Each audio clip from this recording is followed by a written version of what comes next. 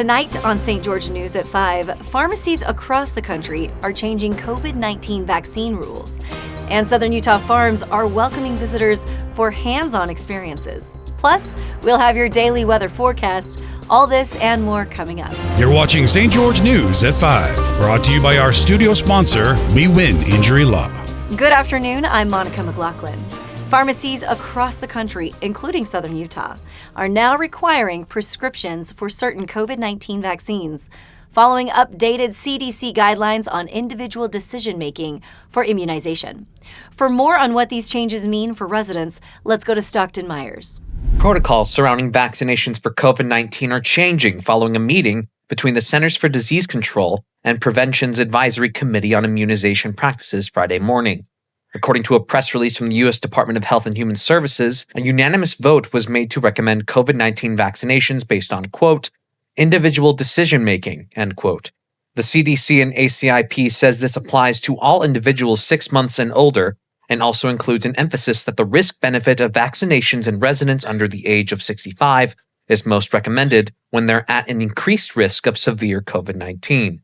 David Heaton, the Public Information Officer for the Southwest Utah Public Health Department, says these decisions made by the ACIP could influence many pharmacies since they follow ACIP guidelines. Most pharmacies follow the ACIP because that has to do with insurance recommendations, and that's why currently a lot of them are requiring a doctor's prescription. Our health department follows FDA recommendations, which allows us, when we have vaccine supplies of COVID-19, to give that out. Now, anyone under 65, I think the current recommendations are that it's a medical decision made between them and their healthcare provider and their risks and their chronic health conditions as to whether he wants to recommend a vaccine. At this point, we would require a doctor's prescription for someone under 65. These changes come during a time where many pharmacies are requiring a prescription to receive the COVID-19 vaccine. Residents can check their local pharmacy's guidelines for more details. To learn more about these changes to COVID-19 vaccine protocol, read the full story. A new cafe at St. George Regional Airport is letting diners enjoy chef-inspired breakfast and lunch while watching planes take off and land. Jesse Bang gives us a closer look at the Jetaway Cafe's menu and its unique runway views. Jetaway Cafe has landed at Millionaire, giving diners the perfect spot to fuel up while watching planes jet away. The cafe serves breakfast and lunch with items such as croissant French toast and the seared salmon. Chef Jeremy Lawrence is the man behind the menu. As the founder of Snow Canyon Catering, he's been serving up his signature dishes and unique sauces for years. Now he's bringing that same creativity and flavor to Jetaway Cafe. We are just so thrilled. I mean, we've got the best chef around right here. Yeah. So between me and Jeremy, I've got 35 years of restaurant management, designing restaurants, food and beverage departments for hotels, as well as Jeremy has roughly 30 years doing the same thing, but he's in the kitchen and I handle kind of everything else out front. St. George City Councilman and Airport Liaison Steve Kemp gives us his thoughts on the new venture. To start with, they did it right. You've got a great space here with a lot of options between the deck and the screening and that kind of stuff, and then bringing in the quality staff that they did, the chef and the restaurateur. I think they're going to be firing on all cylinders here. Grand opening took off with a ribbon-cutting ceremony on Thursday. For the full menu and the story behind the chef, jet over to the full article. Now we'll take a look at your daily weather forecast, brought to you by Casablanca Resort and Casino. In St. George, it's a sunny 91 degrees right now, with a clear night ahead and a low around 63. Tomorrow, expect sunny skies and a high near 92. Over in Mesquite, it's mostly sunny at 93 degrees. Tonight, the temperature will dip to about 69, and tomorrow's high will reach around 97. In Cedar City, it's a pleasant 76 degrees with clear skies. Tonight's low will be around 46 degrees, and tomorrow's high is expected to be 77. It's been an exciting week in Region 9 sports with plenty of action on both the football field and the soccer pitch. Let's check in with Aaron Crane for your local sports update.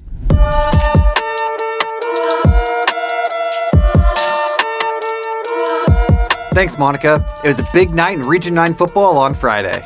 Snow Canyon used a strong ground game to outlast Pineview, Crimson cruised past Desert Hills, and Hurricane pulled off a 49-2 road win over Dixie. It's the first victory against the Flyers in more than a decade. After Week 2, the Warriors and Mustangs remain the only unbeaten teams in the region. In girls soccer, Snow Canyon moved into first place with a 3-1 road win over Dixie, highlighted by 2 goals from senior Lottie Smith. Crimson Cliffs overwhelmed Hurricane 6-0, while Cedar beat Desert Hills 1-0, keeping the race in the region tight as the season hits the midway point. From the gridiron to the pitch, Region 9 teams are showing why this season's anyone's race. Stay tuned for more highlights and scores as teams push forward to the top of the standings.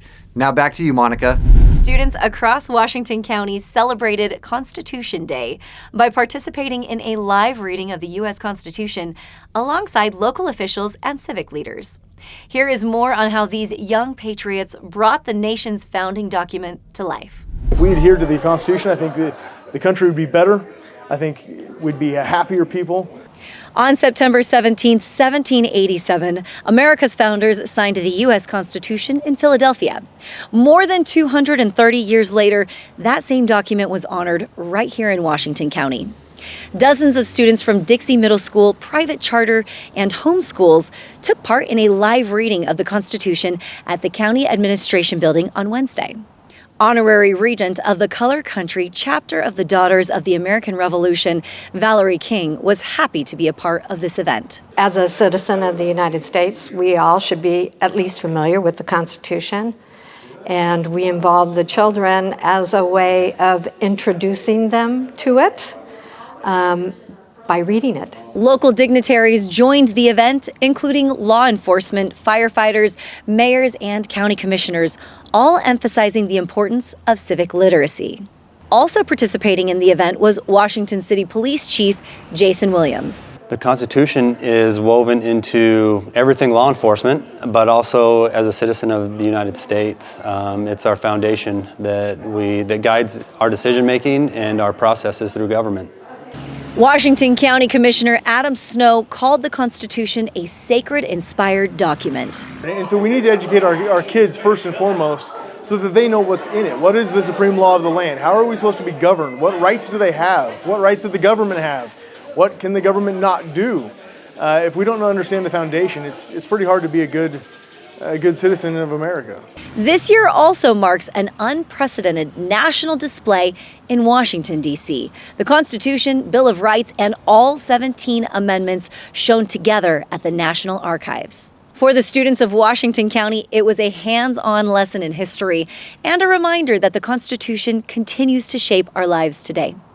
Read the full story by Cody Blowers. This is Monica McLaughlin reporting for St. George News, your #1 source for local news. Southern Utah farms and ranches are attracting visitors eager for hands-on, authentic experiences that highlight the region's agricultural heritage.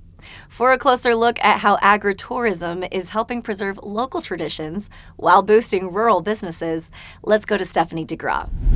Utah's agritourism is growing, offering travelers authentic experiences on farms and ranches. From corn mazes and horseback rides to weddings, visitors are finding new ways to connect with the land. State officials say southern Utah stands out with its dramatic scenery and ranching heritage, where traditions like cattle drives are preserved along with new attractions such as vineyard tours. Agritourism is also helping small farms stay in business by diversifying income. To learn more, read the story. This is Stephanie DeGraw, reporting for St. George News. Thank you for watching St. George News at 5. To learn more about our studio sponsor, We Win Injury Law, go to wewininjurylaw.com. I'm Monica McLaughlin with St. George News, your #1 source for local news. Thanks for watching. Don't forget to hit the subscribe button for more local news updates.